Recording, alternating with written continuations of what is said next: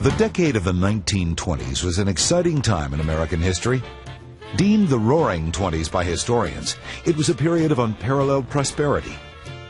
It was a time of rapid industrialization and social experimentation. It was an era of artistic renaissance and new roles for women. It was a time of heroes and villains. It was the Jazz Age.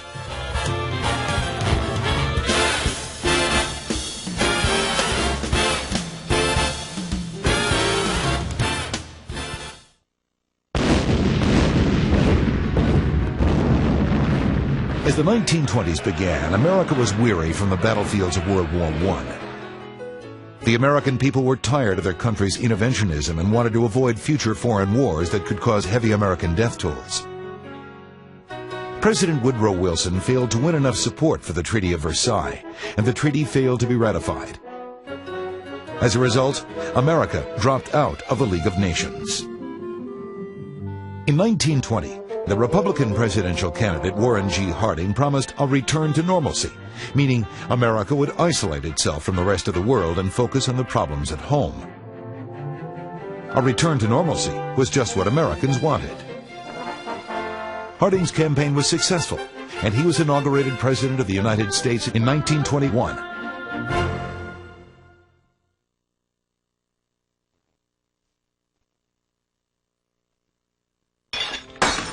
In addition to the changes in governmental attitudes, the American people faced an enormous social change when a new series of laws called Prohibition went into effect.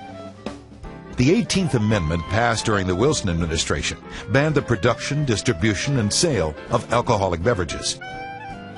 Prohibition was the end result of years of lobbying by the temperance movement.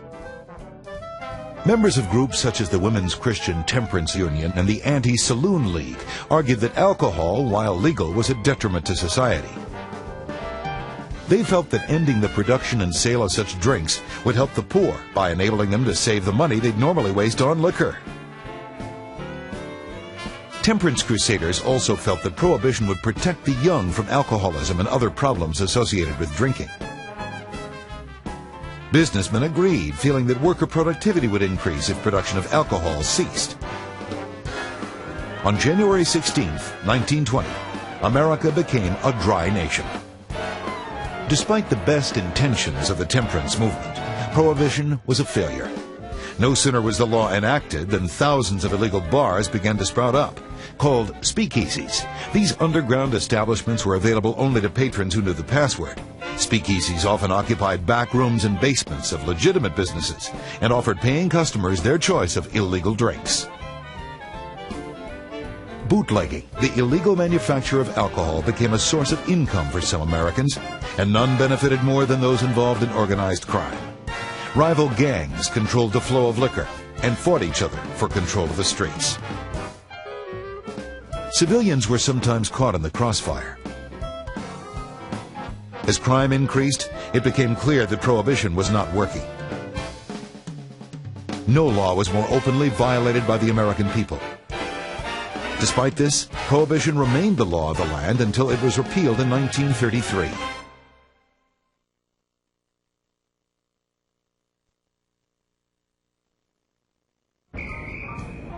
Americans faced other problems as the decade began. After World War I, as war production ceased, the United States slipped into an economic slump. President Harding and his successor, Calvin Coolidge, believed that the future of America lay in big business. "The business of America is business," President Coolidge said in a speech. The newly isolationist government supported the growth of big business, and prosperity soon followed. Coolidge, known as Silent Cal in the press for his distaste for long speeches, believed that business would take care of itself with little or no governmental interference.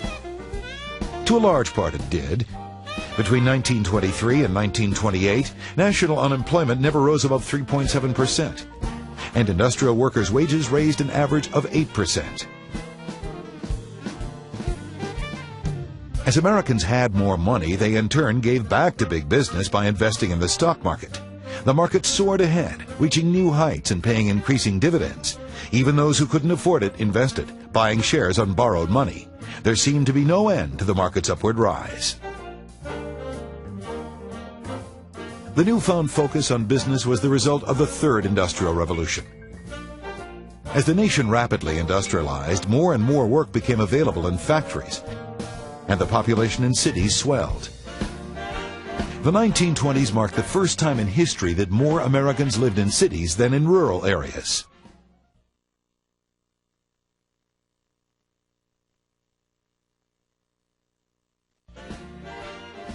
Basic utilities such as natural gas, running water, and electricity were becoming increasingly available.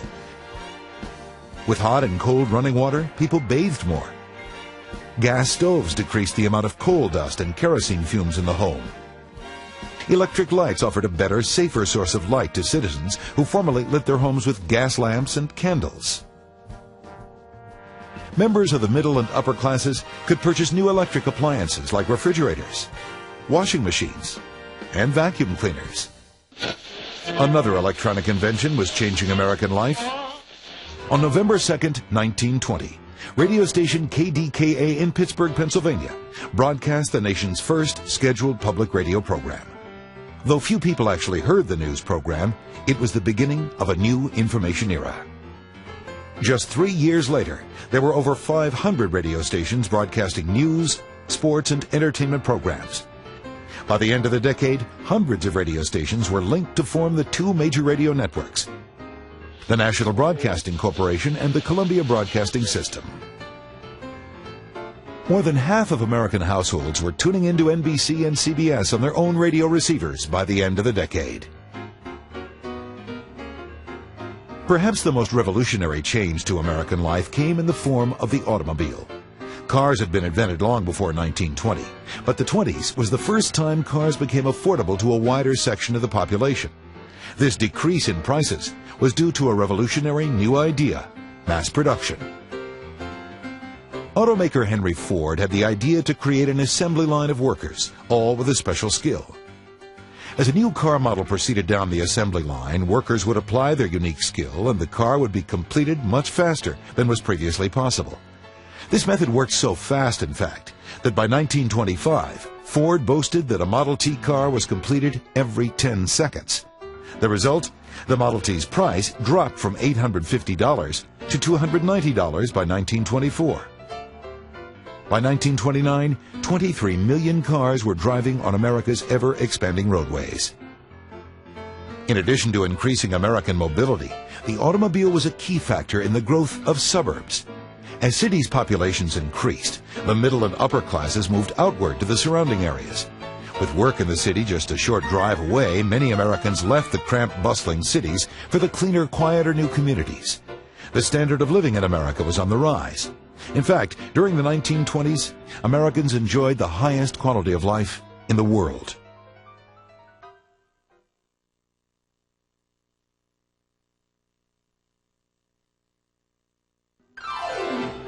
Women in particular were enjoying a much higher standard of living than they'd ever previously known. The 19th Amendment had given women the right to vote, and it was in the 1920 election that women first participated on a national level. Women were now more able to voice their political concerns, and social issues were soon given the weight of their support. Lobbying groups like the Women's Trade Union League improved working conditions for women. The National Women's Party tried to gain support for the Equal Rights Amendment. Margaret Sanger fought for women's health education and reproductive rights with her organization, the Women's Birth Control League. Women were also enjoying more social and educational opportunities. More women than ever before were graduating from high school, going to college, and getting jobs. Many women became telephone operators, manually connecting phone calls in the rapidly growing industry. Young women benefited the most from these new freedoms. Many young women began questioning the restrictive ideals of women's roles in society. They wanted the same social freedoms that men enjoyed. Called flappers, these young women bobbed their hair, used makeup, and wore more revealing dresses. Flappers went to speakeasies, danced, and kissed men in public. Conservatives were outraged by what they perceived to be the flappers' immoral behavior. In Utah, legislators went so far as to ban skirts that were higher than 3 inches above the ankle. Flappers looked to magazines and movies to get ideas about the latest fashions. One movie star in particular, Clara Bow, became the flapper icon of the era, teaching women to be more assertive.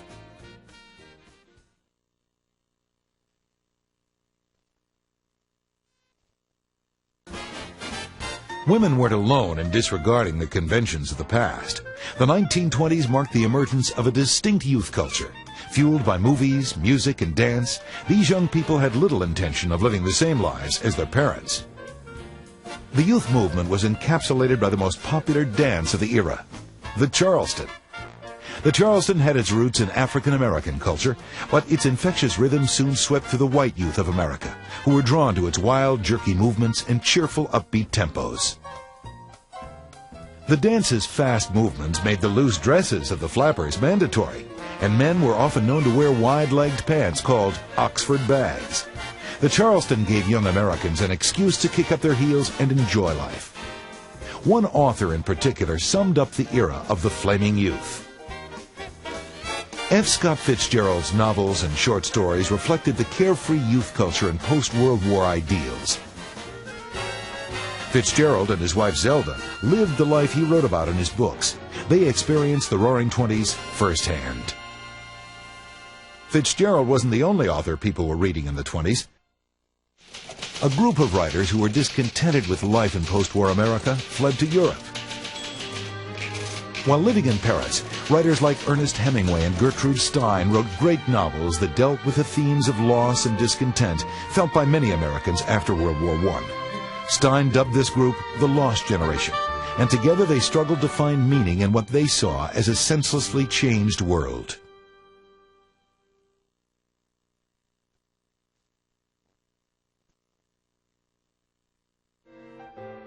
While reading was still a favorite pastime of many Americans, movies were gaining in popularity.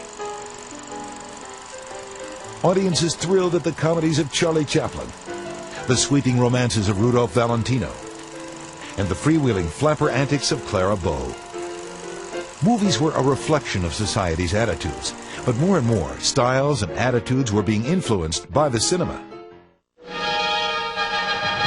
In 1927, sound was introduced to the movies, and their popularity grew even further.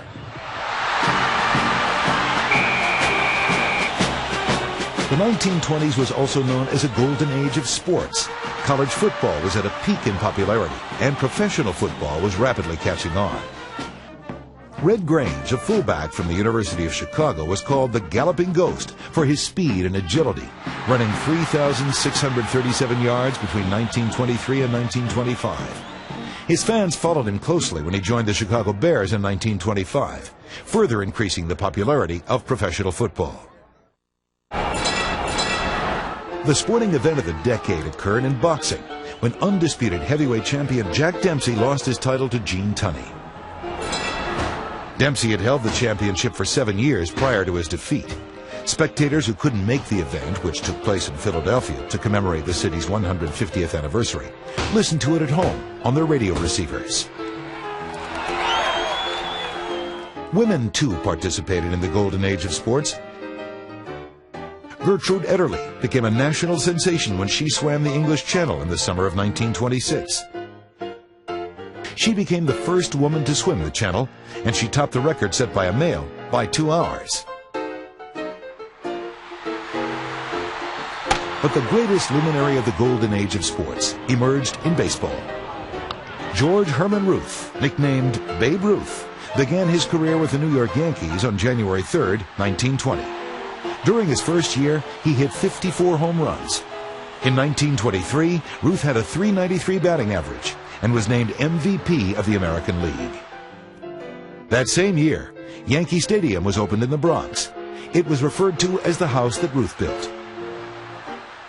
With the assistance of the Sultan of Swat, the Yankees won 6 pennants and 3 World Series during the 20s.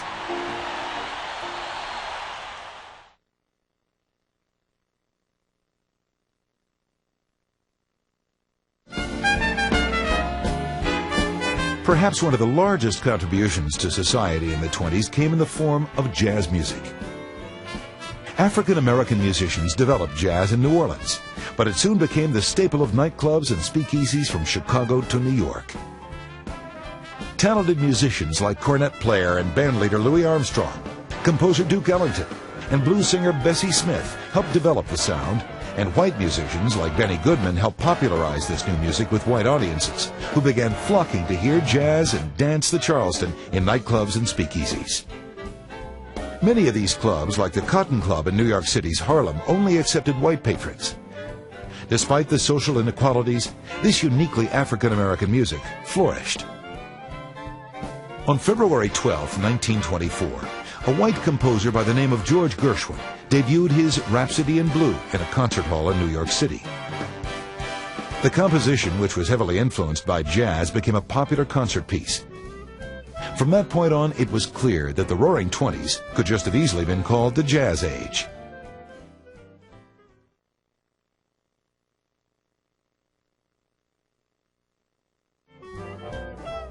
Jazz was only one element of a great artistic movement happening in Harlem in the 1920s. The movement was called the Harlem Renaissance, and it encompassed not only music, but literature and politics as well. Jazz had become the most popular music of the time. But writers like Langston Hughes and Gene Toomer did much to introduce African-American culture and concerns to the world. Marcus Garvey became the most important political leader of the Harlem Renaissance with his Universal Negro Improvement Association. As the largest black organization in U.S. history, the UNIA stressed racial pride and self-rule. Marcus Garvey sought to create an independent black economy and planned to lead followers to the creation of the Empire of Africa, a new nation in Africa that would provide African Americans with the liberties they were denied in the United States.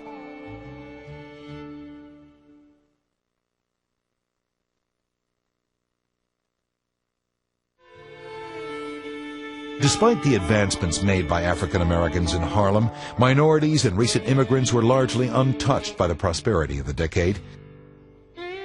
For African Americans in the South, the way of life had remained largely unchanged since the post-Civil War period. Many African Americans worked as sharecroppers, giving up most of their crops to white landlords in exchange for the right to work the land. Most recent immigrants worked for low wages in factories. Added to these hardships was the fact that the 1920s was a period of intense nativism. White Americans who believed they had the rights to the land were called nativists. Nativism was based largely on xenophobia, the fear of anything strange or foreign. One of the largest nativist groups in America was the Ku Klux Klan. The KKK was anti-black, anti-Catholic, anti-Semitic, and anti-immigrant. They blamed American Catholics for placing allegiance to the Pope above that of the United States, and believed Jews controlled movies and music, using them to promote sinful activities. The group spread outward into the Midwest, and by 1923 they controlled 3 state governments. By 1924, the Klan was at its peak in popularity, boasting more than 4 million members, including politicians and high-ranking members of law enforcement. Klan members used to go on nighttime sprees of violence where they would terrorize or lynch those they saw as enemies to their way of life. This is not to say that all those in power were corrupted by the politics of the Klan. In September 1923, the governor of Oklahoma placed the state under martial law in an attempt to reduce Klan violence. Police arrested over 4,000 Klansmen during the 3 weeks the martial law was in effect. Still, the KKK remained a force to be reckoned with. In 1925, 40,000 Klansmen marched down Pennsylvania Avenue as an exhibition of their political power. Nativist views weren't just restricted to fringe groups like the KKK. In 1921, 1924, and 1929, the U.S. government passed new restrictive immigration laws. These laws were designed to prevent potential troublemakers from entering America. But there was a racist element to the quota system which favored immigrants from Northern and Western Europe who were predominantly Anglo-Saxons. The quota system sharply limited the number of immigrants from Southern and Eastern Europe, thereby limiting the entry of Jews and Italian Catholics into the country. Asian immigrants were completely banned.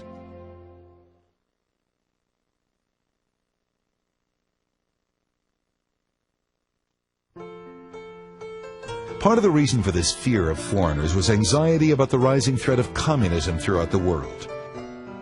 The fear became known as the Great Red Scare. Americans were fearful that foreign radicals were planning on overthrowing the government and abolishing America's democratic way of life. In 1920, Attorney General A. Mitchell Palmer rounded up more than 4,000 people, among them alleged communists, socialists, and anarchists. That same year, Sacco and Vanzetti, two Italian immigrants believed to be anarchists, were arrested for armed robbery and murder. In 1921, they were found guilty, and both were sentenced to die in the electric chair. Many Americans were outraged by the verdict and protested on behalf of the accused, fearing they were condemned for their unpopular political beliefs. Despite the demonstrations, Sacco and Vanzetti were executed in 1927.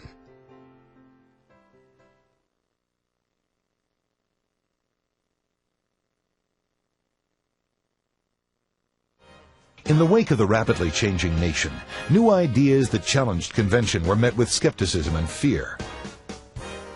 On April 24, 1925, a high school teacher in Dayton, Tennessee named John T. Scopes gave his students a lecture on Charles Darwin's theory of evolution. He was subsequently arrested because the previous month Tennessee had passed a law forbidding the teaching of evolution in public schools. Fundamentalists found Darwin to be in opposition to the teachings of the Bible. The American Civil Liberties Union hired one of the most famous lawyers of the time, defense attorney Clarence Darrow, to defend Scopes. Tennessee state officials hired former presidential nominee and famed prosecutor William Jennings Bryan to argue on behalf of the fundamentalists. The two-week trial, called the Monkey Trial in the press, began on July 10, 1925. Darrow made it a point to poke holes in Bryan's case, going so far as to call Bryan to the stand to testify as a biblical expert. Darrow carefully crafted his questions in the hopes that Bryan's answers would cause laughter throughout the courtroom and win support for the defense. But at the trial's end, the jury sided with the fundamentalists. Scopes was found guilty and was forced to pay a $100 fine. Darrow used the case as a platform to the media in order to arouse interest in Darwin's theory of evolution. Darwin's theories have subsequently become a standard part of many school science programs. Tragically, prosecutor William Jennings Bryan died of a heart attack just 5 days after the trial ended.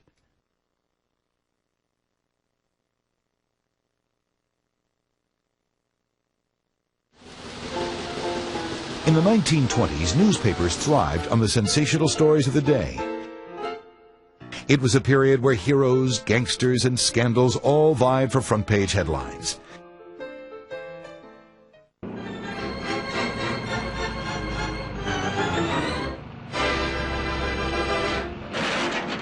Arguably, the most celebrated heroes of the day came from the world of aviation.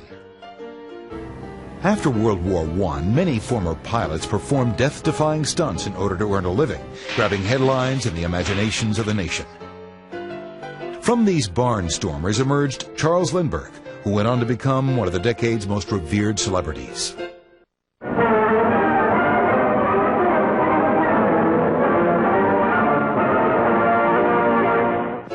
On May 20th, 1927, Lindbergh became the first person to successfully fly a solo transatlantic flight. His plane, the Spirit of St. Louis, departed New York and touched down in Paris 33 hours and 29 minutes later.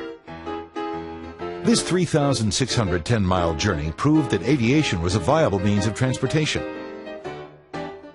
Just 3 months after Lucky Lindy's flight, 8 separate airlines were offering flights between various American cities. A trip from New York to Boston took 3 hours by plane and proved considerably faster than the railroad. Before long, a female aviator was commanding the majority of newspaper headlines. In 1928, Amelia Earhart became the first woman to cross the Atlantic by plane as a passenger. Later that same year, she became the first person to fly round-trip solo across the U.S. Her trip took her from New York to Los Angeles and back to New York again.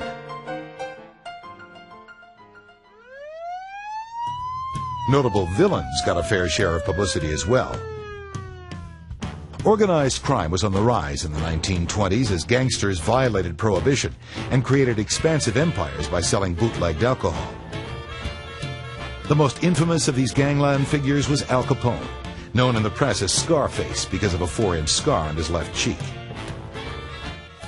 By 1926, Capone was leading a Chicago-based crime ring which included over 700 men, 10,000 speakeasies, and bootlegging operations that spanned from Florida to Illinois. Gangsters like Capone were often seen by the public as heroic for their defiance of authority.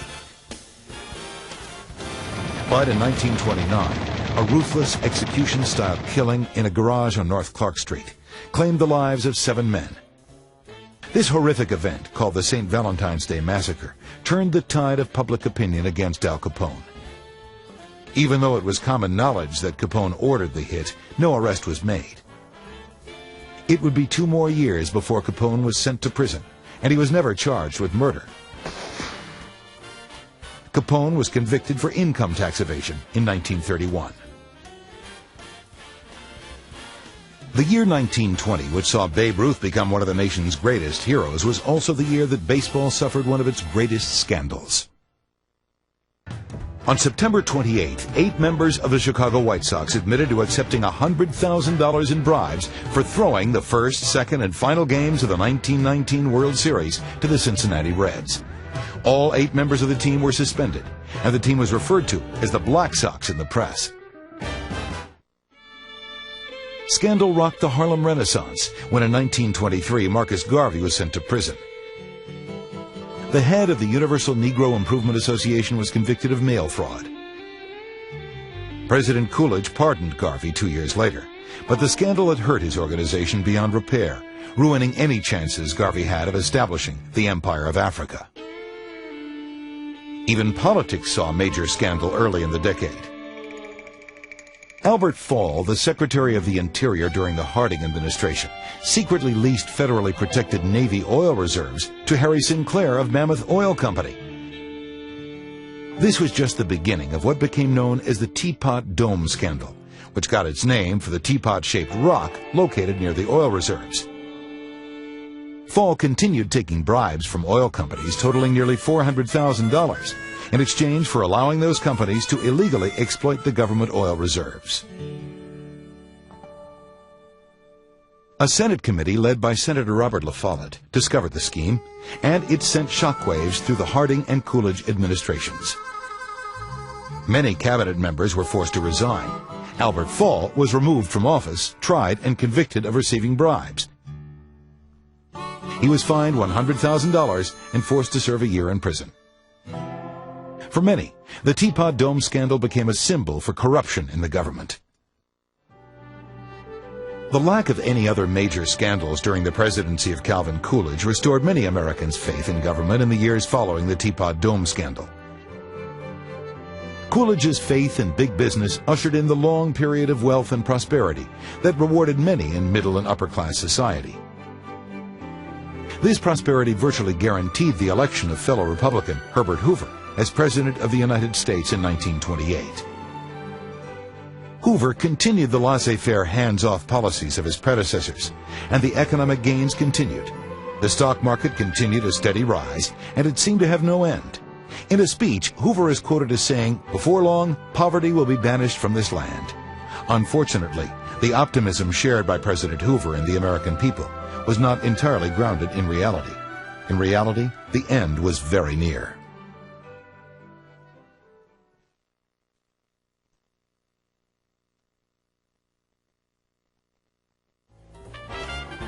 By the final years of the 1920s, the concentration of American wealth was resting with an increasingly smaller percentage of the population.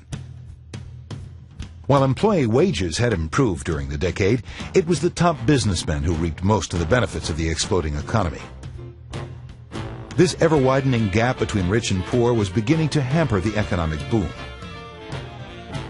That, coupled with decreasing industrial production and massive overspeculation in the stock market, set the stage for an economic crisis. On Thursday, October 24th, 1929, the market dropped sharply and a massive sell-off began. Prices kept falling, and investors were forced to sell their stocks at a loss. On a day that came to be known as Black Tuesday, October 29, 1929, the stock market crashed, and countless investors lost all of their money. The crash brought the Roaring Twenties to a screeching halt and paved the way for the Great Depression that would last for the next decade. The 1920s was a unique time in the history of America. It was a time when the country, daunted by its new role as an international power, retreated from the world stage to work on the problems at home. The result was a period of social, political, and economic experimentation, whose successes and failures helped to shape the nation we live in today. The 20s was the beginning of the modern era, a fever pitch of prosperity, artistic achievement, and technological advancements. It was the combination of all these elements that made the 20s roar.